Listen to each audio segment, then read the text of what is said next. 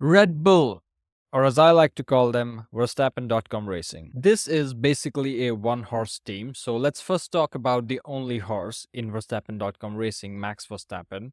What a great race! At one point, we all thought that he's gonna finish fifth, but he pulled that great move against Charles Leclerc, who was driving with an improved Ferrari that he improved by breaking the front wing end plate. And he was actually looking pretty competitive towards the end of the race. And I think if there were a few more laps left, or he started to push a few more laps earlier in that second stint, he probably could have challenged George Russell for the last podium place. I don't know, I'm just saying.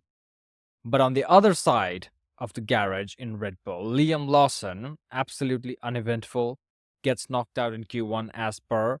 And in the race, he was actually making some progress, but then he got overtook by the Haas of Oliver Behrman. The Haas of Oliver Behrman overtook Liam Lawson while his teammate were fighting for podium positions and race wins and is arguably competing for the World Championship. So that's the whole story of Red Bull.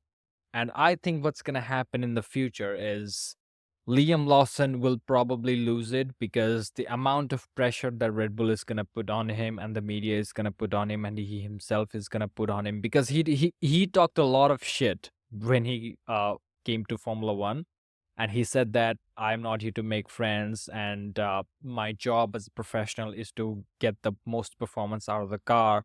And in Netflix Drive to Survive, he yapped even more. So there's a lot of pressure, there's a lot of guilt, regret, and self accountability on himself. And one day he's gonna implode and he will probably stab Helmut Marko with a screwdriver or something. We are all gonna see it. It's inevitable.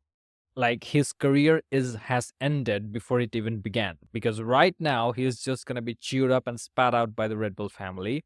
I don't know if anyone else is gonna take him. The rest of the teams are happy with their current driver lineup for the foreseeable future.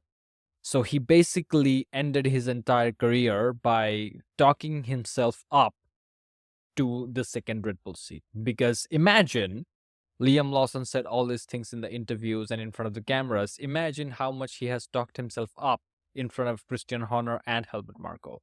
He definitely went in there and said that I'm better than Checo, I'm better than Daniel. I can potentially beat Max Verstappen by the end of the year if you give me that Red Bull seat. He probably said all those things. And now he knows that he cannot live up to the standards. He has realized that Max Verstappen is actually the second coming of Jesus Christ. So right now, the only option in front of him is to hold on, tolerate the pressure, absorb as much as he can, the external turmoil and depression, and one day implode and take a screwdriver and stab Helmut Marko. That's probably going to happen. I guess we will see, but phenomenal drive by Max Verstappen. The team looks good in Verstappen's hand. They have only one horse in the race, and it'll be really fun if we reach the midway of the season or, like 5 or 7 Grand Prix and Max Verstappen scored all of the points in Red Bull and Liam Lawson is with 0 points. Kind of like Aston Martin right now, with Lance Stroll scoring all of the points.